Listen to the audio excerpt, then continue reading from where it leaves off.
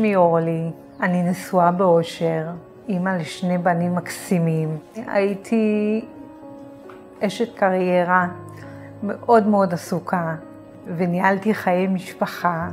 אהבתי מאוד לבלות ולרקוד וללכת לחדר כושר. ביום בהיר אחד, ככה בלי הכנה מוקדמת, הרגשתי חולשה בגפיים, ידיים, רגליים.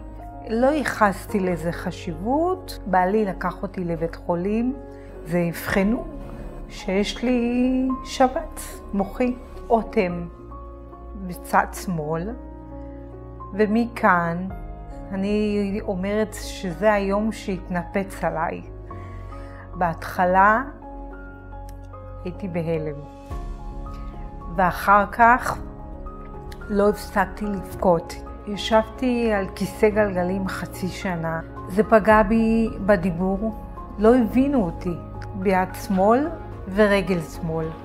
היד לא תפקדה, זה היה נורא. לא התקלחתי לבד, שום דבר לא עשיתי לבד. העצמאות שלי פשוט הלכה לאיבוד.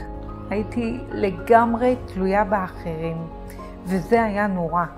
שנה שלמה עשיתי פיזיותרפיה, ריפוי בעיסוק, קלינאית תקשורת, ובמקביל חיפשתי דברים אחרים, לעשות שינוי.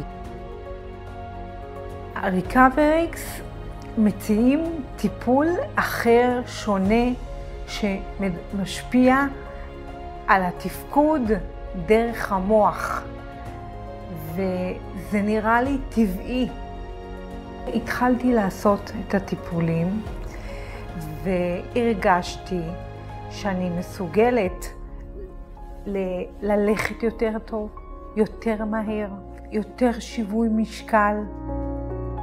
הרגשתי שהיד ממש עוזרת לי, למשל להתאפר, לבשל, לחתוך, לפתוח דלת.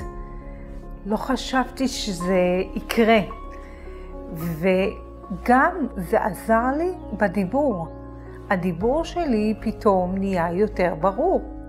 ריקאבריקס זה פריצת הדרך לשינוי, להטבה. ומה שחשוב בטיפול הזה, שזה כלי לחיים. זה לא 28 טיפולים ודי, פה זה נעצר. זה חיים אחרים. זה שינה לי את החיים. אני הרבה יותר טוב ממה שהייתי קודם. הבן שלי הגדול, רועי, ממש ראה את השיפור. ואמר לי, אמא, את עשית כאילו שינוי מהפך. המוטיבציה לנצח את זה, הרצון להצליח, הם מאוד חשובים. אני באתי עם רצון ומוכנות לקחת את מה שמציעים לי בריקאבריקס ולעשות שינוי, והשינוי הוא גדול.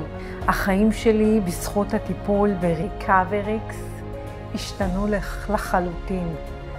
אני קיבלתי מוטיבציה גבוהה יותר לחיות.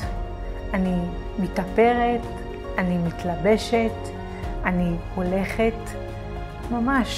הולכת לחברות, הולכת לקניון, הולכת לטייל. אני ממש אוהבת את מה שקרה לי בזכות הטיפול הזה.